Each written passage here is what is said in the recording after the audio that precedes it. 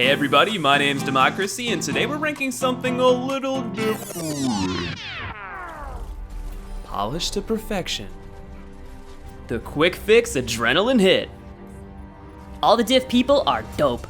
This game has stolen my soul. You can always tell what's going on. Intelligent cascade of disparate ideas. I guess for my nephew, he loves it. Well damn, the review scores are still coming in, but the general consensus is that Overwatch is amazing! And after playing it myself, it's hard to disagree. Blizzard has masterfully taken the concept of a team-based shooter, made 21 different heroes that feel genuinely unique in their own way, and made them so accessible and polished you can pick it up and understand the basics in a matter of seconds. Since I'm having so much fun with it, I decided to make a video sharing my thoughts on how the heroes stack up in a two-part series. The criteria for the rankings are as follows.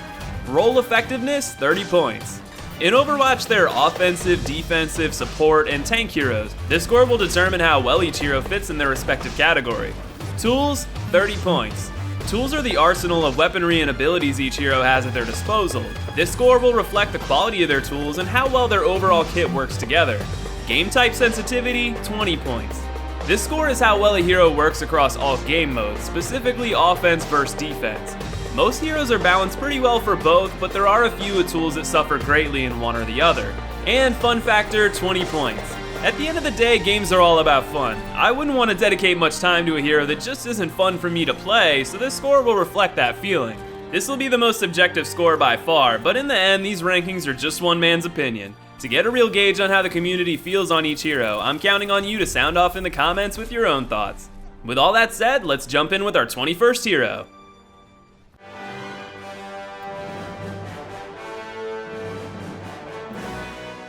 While all of these heroes have redeeming qualities, somebody had to bring up the rear, and I don't think I could have chosen anybody other than Winston. Honestly, in over 50 games, I could count on my own two hands the number of times I even saw the damn ape.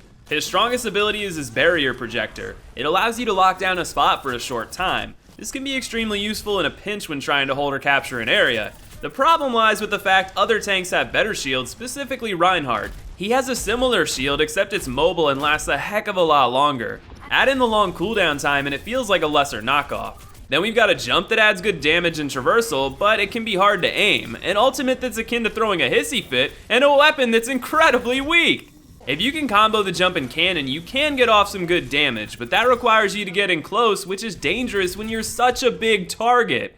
The same goes for the ultimate. You're jumping in like a big bullet sponge. Sure, you've got a lot of health, but your punches are weak and they knock your foes away, giving them clearance to keep bumping bullets in your ass. Now, I understand tanks are more about soaking up damage than dealing it, but in comparison to his peers, he just feels weak. The thing is, he can actually be a force to be reckoned with under the right circumstances. If your team is holding defensive ground and working like a well-oiled machine, a properly timed shield and rampage can absolutely obliterate the opposition. But these moments were few and far between, which made playing Winston a pretty disappointing experience for me.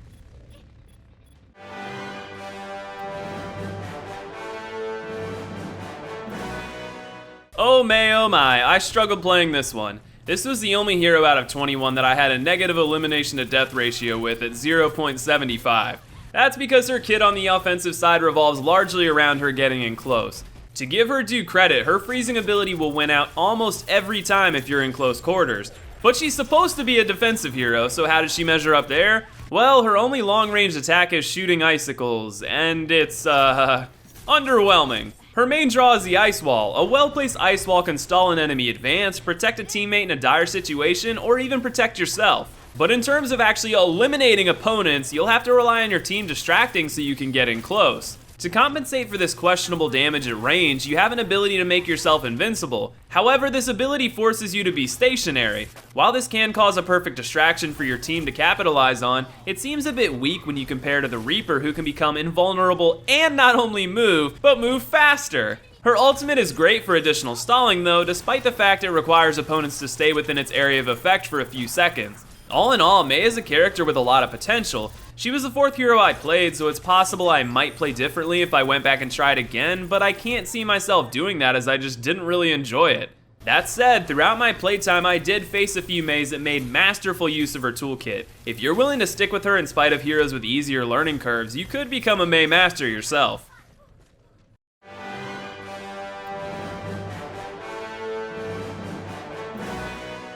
This was the one hero when I saw, I couldn't even tell what the hell he was doing. What is an Orb of Discord? Are those supposed to hurt? What the hell are you even doing right now? Even with an understanding of his character after some play, I'm still not sure I feel fully comfortable with his tools. For starters, you have to balance healing between comrades. On the positive side, you can toss an Orb of Harmony to do the healing for you, freeing you up for other actions. The downside in my experience was that it was hard to manage other actions and prioritize healing. Not only that, but it was challenging to keep everybody topped off this way. The Orbs of Discord are great ways to maximize your team damage output, but again, you have to balance this with the healing. Zenyatta actually does decent damage for a support, but it's challenging to connect his attacks, and if you miss more than once, you'll likely lose most 1v1s. Then there's the ultimate. It's essentially a YOLO, I'm invincible and doling out the heals for a few seconds explosion! Well, you can't say I didn't try to make it seem more exciting, but for a character that focuses on juggling different tools, one where you're stuck in a state of only moving around, it just seemed off to me. Not to mention other supports have ultimates that are at least on par, if not better, and keep them free for other moves. In the end, I can summarize my one true gripe by just saying Zenyatta is hard to play. Really, if you can juggle his tools effectively, I could see him being a solid support, but even in games when I focused only on healing, I could still do thousands more healing with Mercy or Lucio, all while doing other things. I guess it's the same problem I have with Mei. He could be a force to be reckoned with, but when the barrier to entry is so much higher than the competition, why bother?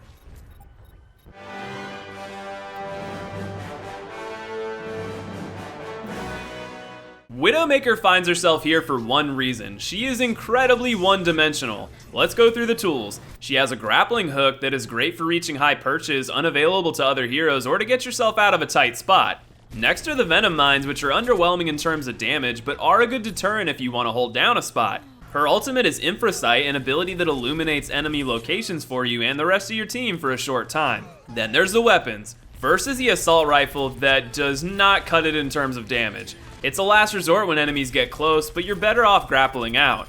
And then of course we have the Sniper. When mixed with a grappling hook to get at out of reach locations, Venom Mines to protect your perch, and a sight that allows you to identify enemies on the map, her kit feels entirely focused on her being a sniper. And don't get me wrong, she is an amazing sniper as a result, but that's really all that she is. Snipers have their uses, sure, but it's nice if they have something else to offer. The real issue is Hanzo can do nearly everything she can do, but with a lot better balance. We'll get to that soon enough. For now, I'll say that when you need a pure sniper, there is absolutely no better one than Widowmaker, but don't expect much other value.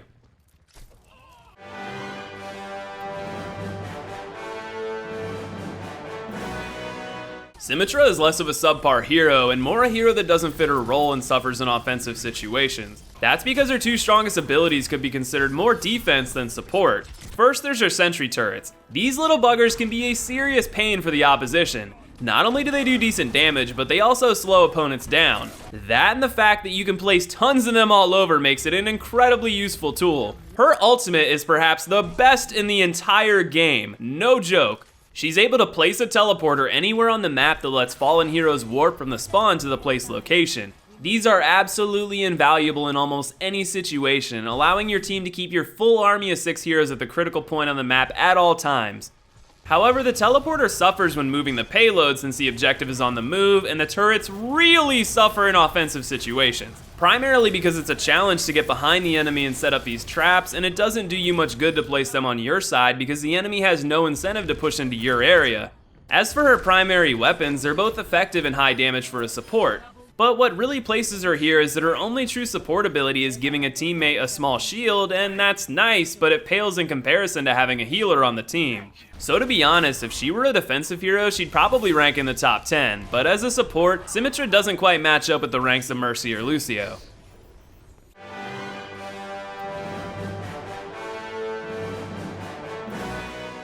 Based on how many McCree players I saw in my time with this game, this one might be a little controversial, but stick with me. We'll start with the good.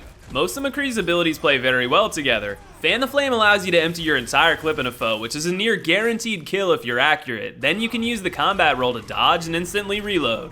These two abilities work in near perfect synergy. Add in a flashbang to stun more mobile foes to keep them Still. Or not. But where McCree suffers is his range. I know his primary fire can hit quite a distance across the map, but the damage is nothing to cry home about, and I felt the recoil made it hard to connect reliably. I also have to gripe about my experience with the ultimate. Before I even get to the damn thing itself, let's talk about the description. You press triangle to activate, and then triangle to lock on. Okay, what the fuck? That didn't do anything. This went on for a while before I finally realized you're supposed to wait for it to auto-lock, then press the ultimate key. Maybe that was the description's fault, maybe it was my own stupidity, but I didn't find it very intuitive. When it comes down to it, McCree is a great up-close and personal roaming assassin, but he feels a bit one-dimensional in that regard. Mixing that in with the fact that there are better close-range alternatives lands McCree on the low end of the spectrum for me.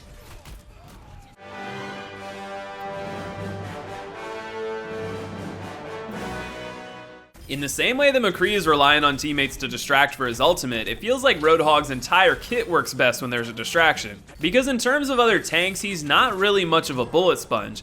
However, he does have the ability to heal himself with Take a Breather, a move that does have a pretty quick cooldown too.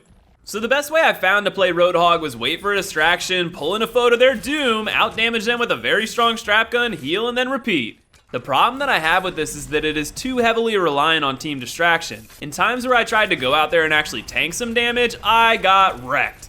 So he's almost like a tank assassin hybrid, in some ways actually very similar to McCree in that his longer range attacks are, well, crappy, but when in close he's a total monster. Then there's his ultimate, which is like an offensive defensive hybrid with decent damage and intense knockback to push a team out of a critical area.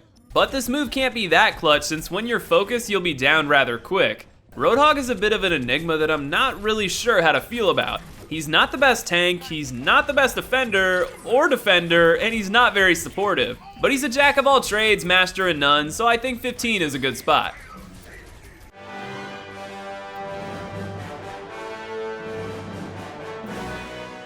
Hanzo is like the evolution of the Widowmaker. He's got a bow with great range and high damage when fully pulled, he's got an intuitive way to reach high locations, he can identify enemy locations without the use of an ultimate, he can damage multiple foes with a special scatter arrow, and his ultimate can obliterate enemies funneled into a small location. Where Hanzo becomes a little more questionable is how he operates as a defender. Since he's a single fire hero, how well he does is heavily reliant on your skill level. There's also some negatives to the toolset, such as slow fire rate, which punishes you heavily for a miss, and the ultimate that is really easy to dodge unless used at the right time.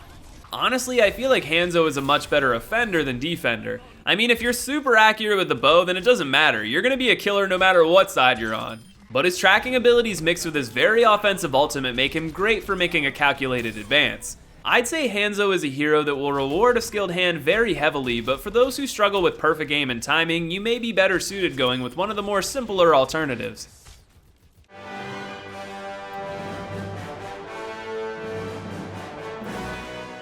Let's just get it out of the way. That fucking barrier field is so damn good! Seriously, it's right up there with a teleporter as one of the most useful tools in the game, and it's not even an ultimate. In the few games I played, I managed to soak up 15,000 damage a game on average. That is insane. Unfortunately, that's most of what Reinhardt has to offer. He does offer one other good ability, the charge. If you can time it appropriately, you can kill almost any hero instantly. The issue is that it can put you heavily out of position from your team when you should be doing what you were really made for, blocking damage. Then his other three abilities are, for lack of a better term, Garbage. You've got the Fire Strike, which can do decent damage, but can be difficult to connect with. There's the Earth Shatter ultimate that also has questionable connection, and his hammer is nothing more than a fly swatter. The chances of you getting a 100% solo kill with this thing rely on your foe being an idiot more than your skill. My complaint about Reinhardt is that, like some of the other heroes on the low end of the list, he's mostly one-dimensional. The reason he ranks closer to the middle of the pack is he does that one dimension so damn well, and it is arguably really useful for mounting an offensive push. But that doesn't make him super fun to play or well balanced in general.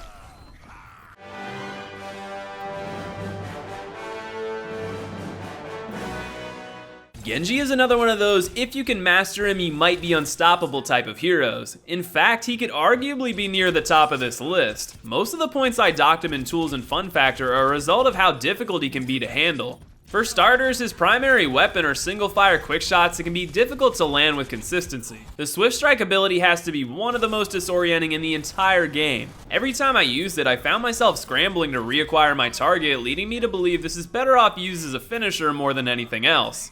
The ultimate can also be hard to handle and does damage I would say is a little bit on the low side for the cost of getting within melee range of your opponent.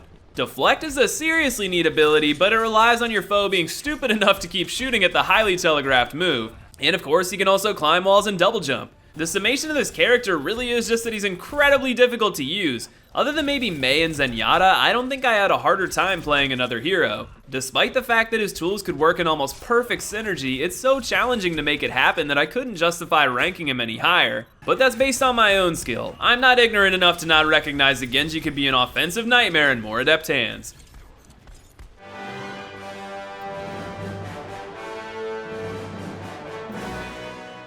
So this is probably one of the rankings that's going to be the most biased because the only reason Mercy isn't finding herself cracking the top 5 is her debatable entertainment value. I have a feeling though that based on how rarely she was picked during my playtime, a lot of players are probably going to agree.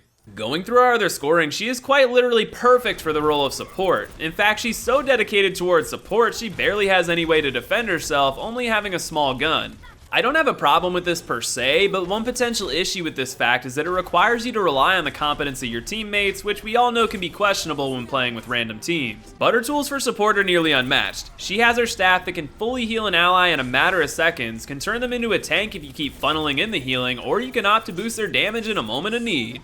One of the dangers of being a support in many games is getting isolated, but Mercy has the incredible Guardian Angel ability that allows her to quickly fly to a teammate in her line of sight. Not only is this useful for flying around to heal each team member when they're in need of a heal, but it can act as a quick exit strategy with little your attacker can do to stop you. And that ultimate, if used properly, is one of the most clutch abilities in the game. It can literally be the difference between a win and a loss. One small annoyance is that her angelic descent is more hurtful than helpful. I'll never understand an ability that essentially makes you an easier floating target, but I guess it could have its uses. I really do believe Mercy is objectively one of the best heroes in the game in her role and offers one of the most balanced tool sets, but the reliance on the skill of teammates and the questionable fun factor land her just outside of the top 10. Well everyone, I hope you enjoyed my view on the first half of Overwatch's heroes. The nature of a ranking list like this requires me to put some heroes at the bottom, but I want to say that I feel like Blizzard has done an unbelievable job of making all these heroes feel worthwhile. I genuinely do not think there is a single hero in this game not worth playing, just as some offer better accessibility, tools, and overall enjoyment than others. Of course, this is all a matter of opinion, so I welcome you to share yours in the comments. And with the detail on this list being too big for one video, be sure to subscribe for part 2 tomorrow. I want to thank you all for watching, and I'll see you in the next video.